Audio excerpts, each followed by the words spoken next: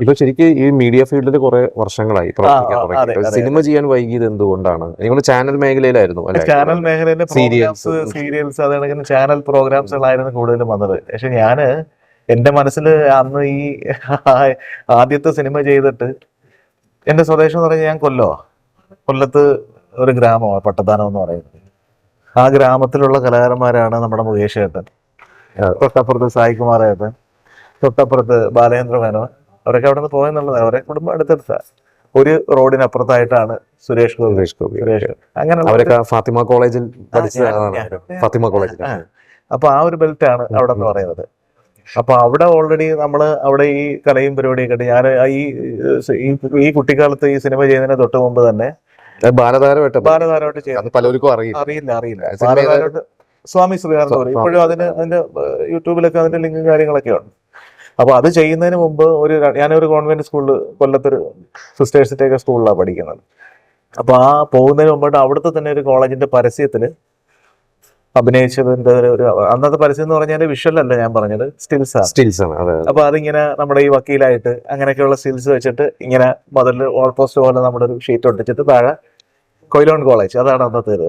അപ്പൊ അത് കണ്ടിട്ടാണ് ഇവരിങ്ങനെ ഡയറക്ടേഴ്സ് അതുവഴി വന്ന സമയത്ത് ഇതാരാണെന്ന് അറിഞ്ഞിട്ട് അവർക്ക് ഞാനത് നമ്മൾ ഓൾറെഡി ഫിക്സ് ചെയ്ത് കഴിഞ്ഞിട്ട് അവരിങ്ങനെ വേറെ കുറെ വേഷങ്ങൾ വെച്ച് ആളുകളൊക്കെ ഉണ്ട് ആ സമയം. അങ്ങനെ പോയിട്ട് ഏകദേശം എനിക്ക് തോന്നുന്നു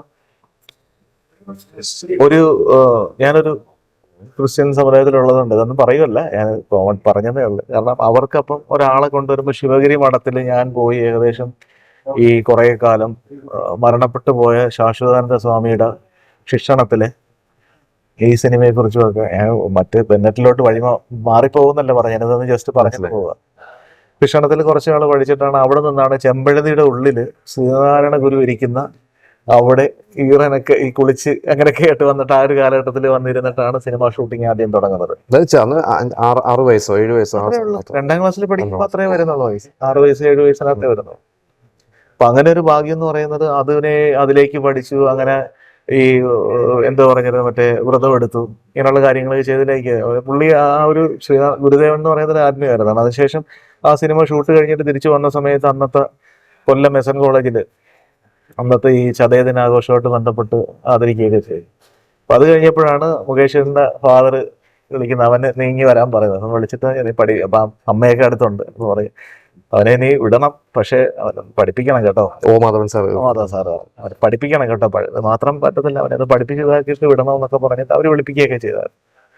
അപ്പൊ എനിക്ക് 86-ലാണ് മുകേഷിന്റെ ബലൂൺ റിലീസ് ആവുന്നത്. അന്ന് ശോഭ ചേച്ചി കണ്ടായിരുന്നു അവര് പിന്നെ അതിനുശേഷം പിന്നെ എന്തോ പിന്നെ അങ്ങോട്ട് അടുത്ത സിനിമ വന്നെന്നുണ്ടെങ്കിലും പഠനവും ഗ്യാപ്പിലോട്ട് അങ്ങനെ പോയി.